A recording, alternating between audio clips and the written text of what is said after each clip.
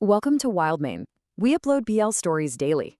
Subscribe for more videos and comment if you want a specific type of story. Okay, let's just dive right in. Today, we're unpacking a truly gripping cinematic story. We're talking deep-pack politics, intense alpha-omega tension, a devastatingly cruel betrayal, and honestly, one of the most satisfying slow-burn paths to redemption you're ever going to see. We're exploring the dynamics of power, the heavy cost of blind ambition, and the quiet, unyielding strength of a completely broken heart. So, settle in, because this story is going to take us on a profound emotional journey. Our story kicks off with a massive, emotionally charged, inciting incident. I want you to picture this. We're in this enormous, polished marble alpha hall. There are over 300 wolves packed in there, and the silence is, well, it's literally suffocating. The sheer cruelty we see here is just breathtaking. You've got Kyle Ashford, the youngest and easily the most ruthless commander in the history of the Black Fang Pack, standing before the entire assembly, and instead of honoring his bond, he coldly rips his silvermate pendant from his neck and just lets it clatter to the floor. It lands right at the feet of Leon, his trembling Omega. Kyle's voice cuts through that hall like ice with those exact words on the screen. It's a highly calculated, devastating blow meant to just entirely destroy Leon's standing. Section 1. The Fall, Anatomy of a Public Rejection. We're starting at absolute emotional rock bottom here. Now, to really grasp the weight of Cal's betrayal, you gotta understand the lore of a destined mate in this universe. This isn't just some casual political arrangement, right? It's a rare physiological and spiritual connection. A public rejection without a legitimate legal cause is something that's almost completely unheard of.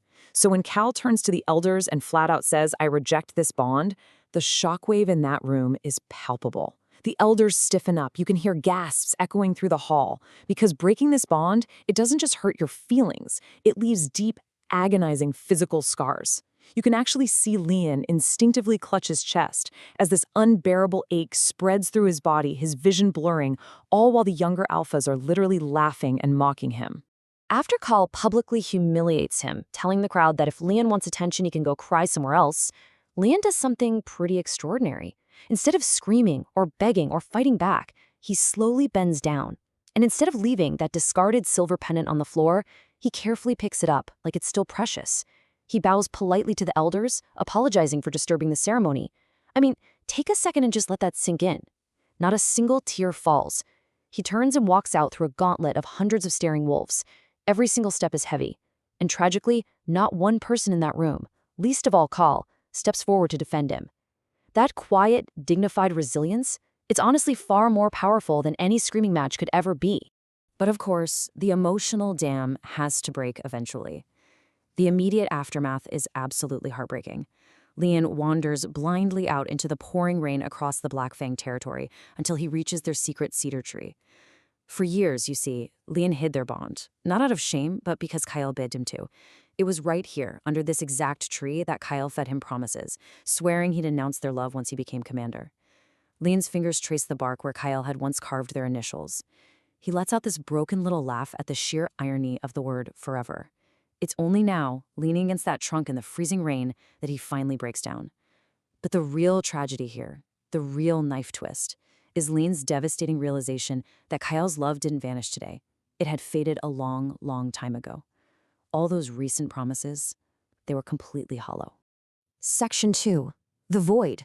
Hollow victories and slow burn regret. Let's look at the vastly contrasting paths our two main characters take after the fallout. Look at this timeline, because it's stark. Day 1 is the brutal rejection. By day 3, Leon completely disappears. No goodbye, no letter, not a single trace left behind. The pack just assumes he fled to some smaller territory, and Kale callously dismisses it, basically telling his beta, if he wants to run away, let him. Then, as the months roll on, we witness Kale's rapid military rise. He builds his northern empire, seemingly totally unbothered. This all builds up over the course of exactly 1 year, leading us right to the massive Continental Alliance Summit. So we get this really intense juxtaposition. Outwardly, Kale is crushing it. He achieves unprecedented public success. He becomes the most respected commander in the Northern Territories, locking down victories, forging huge political alliances, and just accumulating raw power. He's got everything he supposedly ever wanted. But privately, Behind closed doors, his torment is a whole different story. He literally stops sleeping. Every single night, his dreams are filled with endless rain and discarded silver pendants. He's constantly haunted by the memory of Leon's quiet brown eyes, eyes that were filled with disappointment rather than love. This contrast shows us the true, slow-burn cost of his betrayal. His alpha strength is just a facade hiding a really deep, festering regret. Section 3. The Rise, the Continental Summit. Fast forward 1 year, and the tension skyrockets as Black Fang hosts representatives from every major pack. Kale is standing there proudly beside his elders, looking like the absolute picture of authority as the visiting delegations are announced one by one. Golden Moon, Silver Ridge, Iron Hollow, Storm Peak. The political weight in this room is just immense. Every arriving pack reinforces Kale's dominance and everything he's built over the last year. But they're all really just setting the stage for the final arrival. Then, the final elite delegation arrives, and the atmosphere in the room instantly shifts. The heavy doors swing open. A line of elite guards marches in, and right behind them is an alpha that absolutely no one in the Northern Packs recognizes. He's tall, impossibly elegant, and dressed in these sharp black formal robes heavily embroidered with silver wolves. His mere presence is so imposing, so thick with authority, that every single conversation in the Alpha Hall just comes to a dead halt. And Cal's heart basically stops, because he instantly recognizes the figure walking right beside this mysterious alpha. It's Lion. But the massive twist here, this is not the Lion that Kale broke. The trembling, timid Omega who constantly lowered his eyes to avoid the harsh stares of the pack is completely, utterly gone. Think about it. A year ago, Lion was shaking so violently he could barely breathe, actively hiding his bond, just staring at the floor while being publicly mocked. Now, he radiates this quiet, untouchable power. His clothes are exquisite, his posture is flawlessly graceful, and his eyes are totally calm. But the most shocking detail of all, the thing that sends whispers ripping through the entire hall, is that Lion isn't walking a few steps behind this new alpha like some subordinate. No, he is walking shoulder to shoulder with him, as an absolute equal. As Kale stands there completely stunned, the reality of the situation hits him like a freight train. The entire hall is whispering, asking who this radiant Omega is, wondering if it's actually the same guy Commander Kale threw away like garbage.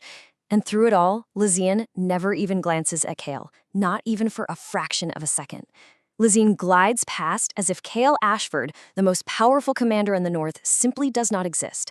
And man, that delivers a massive emotional gut punch. Because you know what? Being entirely, genuinely ignored by the person who once adored you, that hurts infinitely more than active hatred ever could. And if Cal's ego was bruised before, this next moment completely shatters whatever composure he has left. The mysterious silver-haired alpha definitely notices Cal staring. But he doesn't bare his teeth or issue some aggressive alpha challenge. Instead, he does something far more devastating. He casually places a protective hand on Lion's shoulder. It's not this rigid, possessive grip meant to show ownership either. It's natural, it's comfortable. It's a gesture clearly built on deep, mutual respect and genuine care. That single, fleeting second is the exact moment something inside Cal finally snaps. For the first time since becoming commander, he physically cannot catch his breath. Section 4. The Ultimate Power Shift. The traditional dynamic Kale relied on his entire life has been completely flipped on its head. Kyle thought he held all the cards when he dropped that pendant, but by choosing ambition over his fated mate, he didn't just break an Omega. He inadvertently forged a formidable equal who has now returned to his territory aligned with a massive, unknown power. Kyle is suffocating under the weight of his own regret, realizing way too late what he threw away. And the craziest part? He doesn't even know yet that the very Omega he humiliated in front of 300 wolves is now positioned to be the one person powerful enough to dictate the entire future of the Black Fang Pack. How will Leon wield this new power? Well, you'll have to find out.